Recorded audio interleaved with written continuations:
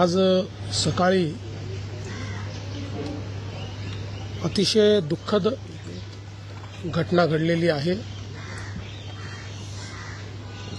अतिशय अनाकलनीय अशा परिस्थितीमध्ये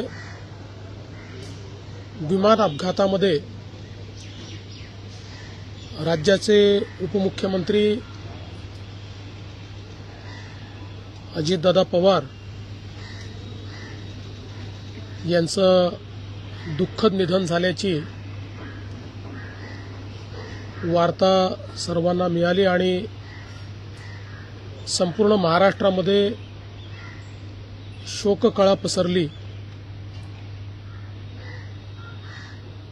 खरं म्हणजे श्री अजितदादा पवार महाराष्ट्रातले एक लोकनेते होते आणि महाराष्ट्राच्या कानाकोपऱ्याची माहिती असलेला, महाराष्ट्राच्या प्रश्नांची जाण असलेला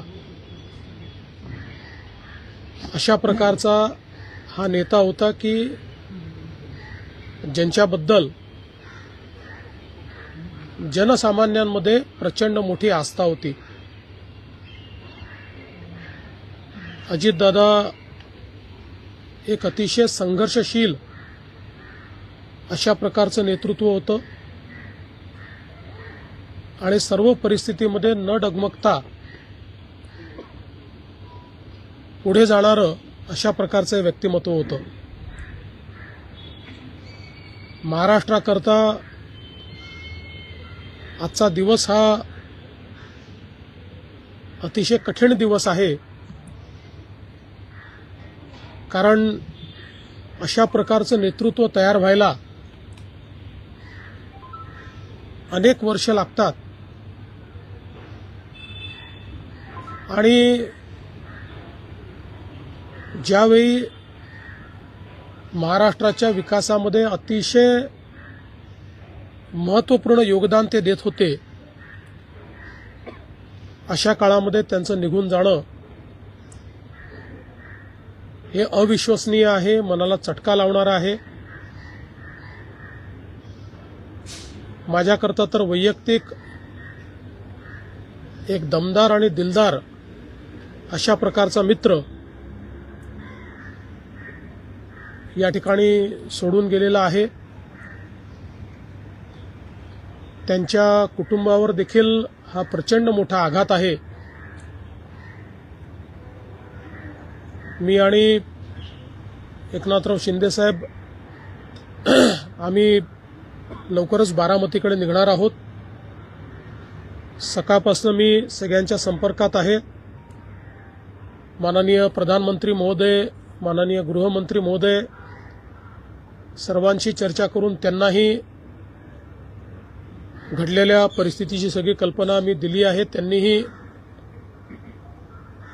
याबद्दल प्रचंड दुःख हे व्यक्त केलेलं आहे। एकूणच देशातच या संपूर्ण प्रकरणामुळे हळहळ पसरलेली आहे। पुढच्या सगळ्या गोष्टी ज्या आहेत त्या परिवाराशी चर्चा करून ठरवण्यात येतील। सकाळी सुप्रियाताईंशी माझं बोलणं झालं, त्यानंतर पार्थ पवारांशी माझं बोलणं झालं। एकदा संपूर्ण परिवार बारामतीला पोहोचल्यानंतर पुढच्या सगळ्या गोष्टींचे निर्णय हे त्यांच्या संमतीने घेतले जातील। महाराष्ट्रामध्ये आज शासकीय सुट्टी आम्ही घोषित केलेली आहे आणि त्यासोबत 3 दिवसाचा दुखवटा देखील जाहीर करण्यात आलेला आहे। पुढच्या सगळ्या बाबींची कल्पना ही आपल्याला लवकरच देण्यात येईल। पण मला असं वाटतं की कधीही भरून न निघणारं अशा प्रकारचे नुकसान आहे.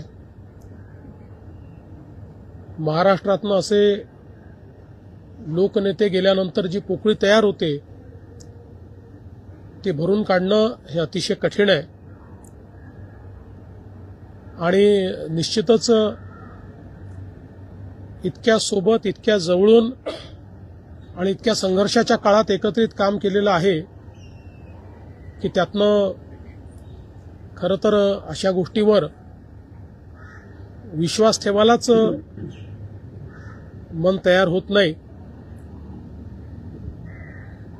तर पुढच्या ज्या काही गोष्टी जशा ठरतील तसं आपल्याला कळवण्यात येईल.